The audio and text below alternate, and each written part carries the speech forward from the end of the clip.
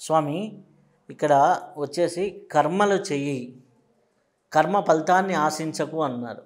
ఇప్పుడు 10th class పిల్లవాడు ఉన్నాడు, ఆ పిల్లవాడు ఎగ్జామ్స్ కోసం చదివి ఇన్ని మార్కులు రావాలి అని ఆశించకుండా చదివితే ఫలితం ఉండదు కదా. కర్మ చెయ్యి, కర్మ ఫలితాన్ని ఆశించకపోతే ఈరోజు ఒక ఇంటర్వ్యూకి వెళ్తున్నామంటే ఉద్యోగం ఆశించాలి కదా, ఒక ఉద్యోగం చేస్తున్నాడంటే శాలరీ ఆశించాలి కదా, ప్రతి ఒక్క దాంట్లో ఆశించడం అనేది ఉంటుంది కదా. అలా కర్మలు చెయ్యి ఫలితాన్ని ఆశించకు అంటే ఎలా, ఇప్పుడున్న కాలంలో ఆ ఫార్ములాని ఎట్లా అప్లై చేయొచ్చు? శాస్త్రి గారు చాలా బాగా అడుగుతున్నారు. అయినప్పటికీ మనం భావం ఎలా ఉండాలంటే ముందు భగవంతుని మీద భారం వేసేయాలి, వేసేసి కర్తవ్యోగ్యం కార్యం నువ్వు చేయని పనులు చేసుకుంటా ఉంటే మనకు రావాల్సింది ఆటోమేటిక్గా వచ్చేస్తూ ఉంటుంది అన్నమాట. దానికోసం మనం ఆరాటపడే అవసరం లేదు. ఈ కోరిక కోరటం వలన మనం కోరిందే వస్తుంది. కోరిక లేకుండా భగవంతుని సేవించడం వల్ల, పట్టుదలగా పనులు చేసుకోవటం వల్ల భగవద్ అనుగ్రహం వస్తుంది, రాదగింది వస్తుంది.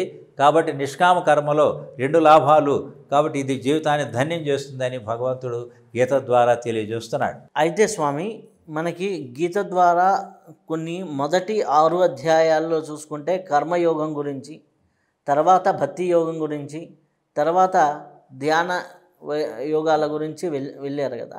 అసలుకి ధ్యానము అంటే ఏంటి, ఎటువంటి ధ్యాన స్థితిలోకి మనం ప్రవేశించాలి? ధ్యానం నిర్విషయం మనః.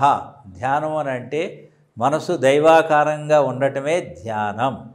సజాతీయ ప్రత్యయ తిరస్కారపూర్వక, విజాతీయ ప్రత్యయ తిరస్కారపూర్వక, సజాతీయ ప్రత్యయ ప్రవాహాన్ని ధ్యానం అని అంటారు. దైవ భావాలని ప్రవాహంలాగా పెంచుకోవాలి, ప్రపంచ భావాలని వాటిని తిరస్కరించాలి. ఇట్లా దైవభావంలోకి వెళ్ళిపోవటమే ధ్యానం. ధ్యానం నామ మానసిక క్రియ. అంటే ధ్యానం అంటే మనసుతో చేసే ఆ దైవ చింతన, ఆ దైవ భావన, అది అన్నమాట. అయితే మంత్రము ఈ మనసును ఎలా కంట్రోల్ చేస్తుంది? మంత్రానికి మనసుకు ఉన్నటువంటి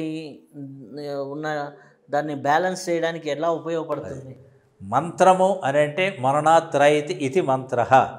భగవన్నామాన్ని బీజాక్షరాలతో కలిపితే మంత్రం అవుతుంది.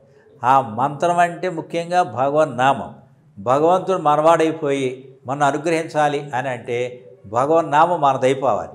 ఎప్పుడు ఆ నామాన్ని చెప్పుకుంటా ఉంటే భగవంతుడి కంటిని రెప్పలాగా, చిన్న పిల్లవాడిని తల్లిలాగా కాపాడుతూ ఉంటాడు.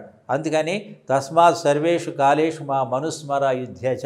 ఓ అర్జున, నువ్వు యుద్ధం చేస్తున్నా కూడా నన్ను స్మరించు అని భగవంతుడు చెప్పాడు. అలా స్మరిస్తూ చేస్తూ ఉంటే అమోఘమైనటువంటి ఫలితం మనకి అవలేలుగా లభిస్తుంది. స్వామి భ్రమర కీటక న్యాయము అంటారు. అంటే శివుణ్ణి ధ్యానిస్తున్నవాడు ఒక రోజుకి శివుడే అవుతాడు, రాముణ్ణి ధ్యానిస్తున్నవాడు సాక్షాత్ రాముడే అవుతాడు అంటారు. అది ఎప్పుడు, ఎలా సాధ్యము, ఏ స్థితిలో సాధ్యం? అది భ్రమర కీట న్యాయం అని ఒక సిద్ధాంతం అన్నమాట. ఆధ్యాత్మిక మార్గంలో భ్రమరం అంటే తుమ్మెద. ఆ తుమ్మెద ఏం చేస్తుందంటే ఒక పురుగుని తీసుకొచ్చి ముందుగానే ఒక మట్టితో చిన్న గూడుగా కడుతుంది, దాంట్లో పెట్టేసి దానికి దీనికి కొండె ఉంటుంది. ఈ కొండెంతో ఆ పురుగుని అలా కుడుతుంది. దానికి నొప్పి పుట్టి భయం కలిగి ఇక అలా భయంగా ఉంటూ ఉంటుంది. ఇది జమ్మని జంకారం చేస్తుంటుంది, అక్కడే ఉండి తిరుగుతా. దానికి భయం పుట్టి దీన్నే చింతన చేస్తుంటుంది, మళ్ళీ ఎక్కడ కుడుతుందో అని. అలా చింతన చేసి అది మళ్ళీ ఒక భ్రమరం అయి ఎగిరిపోతూ ఉన్నది. అట్లాగే నేను ఇది అంతా నా ఇష్టదేవతామయం అనేటువంటి హై లెవెల్కి వెళ్ళినప్పుడు ఇక తాను ఆ ఇష్టదేవతగా అయిపోతాడు. అంటే ఇక ఎక్కడ చూసినా ఆ ఇష్టదేవతే. శివుడు అనుకోండి, శివుడే కనిపిస్తాడు. ఎప్పుడు చూసినా శివుడే, ఎక్కడ చూసినా శివుడే, ఎటు చూడకపోయినా లోపల శివుడే, కింద పైన అంత శివమయంగా ఆయనకి కనిపిస్తుంది. ఆ విధంగా శివుడైపోతాడు. అయితే ఇప్పుడు ఈ యొక్క శివుడు అయిపోయాడు, ఆ శివశక్తిలో ఎన్నో సిద్ధులు కలుగుతాయి. ఆ సిద్ధులు మనకి మేలు చేస్తాయా, కీడు చేస్తాయా? సిద్ధుల్ని ఎలా వాడుకోవాలి? అది చాలా చక్కని ప్రశ్నలు అడుగుతున్నారు మా శాస్త్రి గారు, బంగారు కొండ. సిద్ధులు అనేవి మనం జాగ్రత్తగా ఉంటే మేలు చేస్తాయి, తనకి మేలు, లోకానికి మేలు. వాటిని స్వార్థానికి ఉపయోగించుకున్నట్లయితే, ఇక్కడ శత్రువు ఉన్నాడు అనుకోండి, ఉదాహరణకి ఆయన నాశనమైపోవాలని ఉపయోగించాడు అనుకోండి, ఈ క్రమంగా ఈ శక్తులు డౌన్ అయిపోయి తాను కూడా డౌన్ అయిపోతాడు. అందుకని కేవలం లోకోపకార కార్యక్రమానికే ఉపయోగిస్తూ ఉంటే అవి తనకి మేలు, లోకానికి మేలు.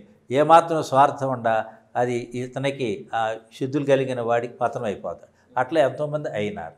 కొంతమంది యోగ సాధన చేసేవారు మొదట్లో బాగానే ఉంటారు.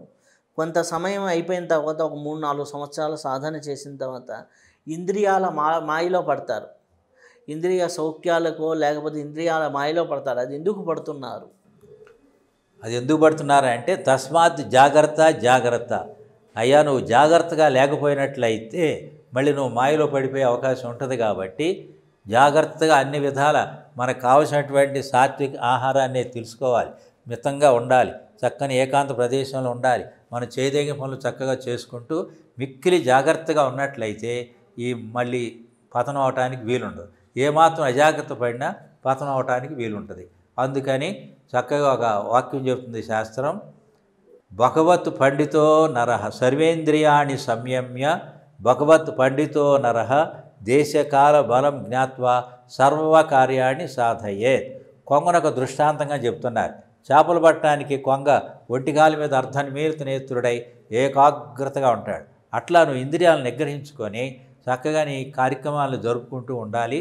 అట్లా ఉన్నట్లయితే దేశకాల పరిస్థితులను బట్టి ఇక్కడ పరిస్థితి ఏమిటి, ఈ దేశంలో ఎలా ఉండాలి, ఈ కాలంలో ఎలా ఉండాలి, ఇక్కడ నా బలం ఎంతవరకు, నా మాట సాగుతుందా లేదా, ఇవన్నీ చూసుకొని మనం జాగ్రత్తగా వ్యవహరిస్తూ ఉంటే మళ్ళీ పతనం అవడానికి అవకాశం ఉండదని శాస్త్రం చెబుతుంది. అయితే మనకి ఇంద్రియాలు సాధకుడుగా మొదలయ్యే ముందర ఒక లెవెల్లో ఉంటాయి. ఇంద్రియాలు కొంత సాధన చేసిన తర్వాత ప్రకోపితం చెందుతాయి.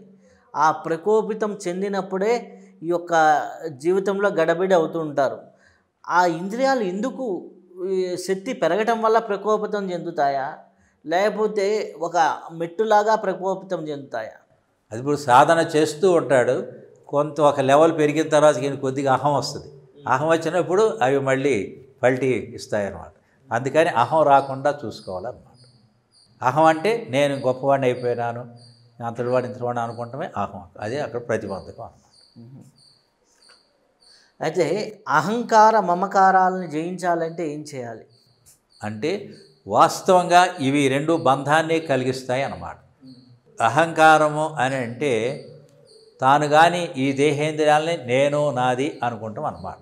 ఒక యోగి గారు ఉన్నాడు, ఆయనకి కొన్ని సిద్ధులు ఉన్నాయి. ఇక నాకు ఇంకా ఎంతకాలం మరణ సమయం ఎంతకాలం ఉందని చూసుకున్నాడు. దగ్గరికి వచ్చేసింది అనమాట, కొన్ని నిమిషాలే అనుకోండి.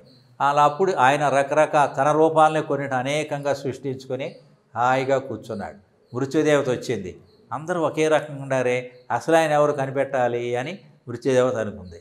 ఆహా యోగీశ్వర దేవాదిదేవ మహాత్మా, మీ దర్శనంలో నా జన్మ ధన్యమైంది. అసలు అంతా బాగా చేశారు కానీ కొద్దిగా పొరపాటు చేశారు యోగీశ్వర అని ఆ మృత్యుదేవత అంది. అసలు వాడు నేనెక్కడ చేశాను అన్నాడు. ఇదే నీ పొరపాటు అని ఆయన పట్టుకుని వెళ్ళిపోయినారు. అంటే అహం వచ్చే అవకాశాలు ఉంటాయి, వచ్చినా జాగ్రత్తగా ఉన్నట్లయితే దాటిపోతాడు. అలాగే మమకారం, మన నాది నాది, నా భార్య, నా పిల్లలు, నా సంపదలు నాది నాది అనుకుంటాడు అన్నమాట. కానీ వెళ్ళేటప్పుడు మనం ఏమీ తీసుకెళ్ళం. కాబట్టి ఇదంతా కూడా ఇక్కడ వదిలేసేదని తెలుసుకొని అహంకార మమకారాలని వదిలేసినట్లయితే వాస్తవంగా నేను అనే ఆత్మకి అహం లేదు, మమకారం లేదు. ఈ రెండూ లేనటువంటి శుద్ధమైనటువంటి పరమాత్మ నేను అని వీటిని గివప్ వదిలేసేయాలి. వదిలేస్తే మనం ప్రశాంతంగా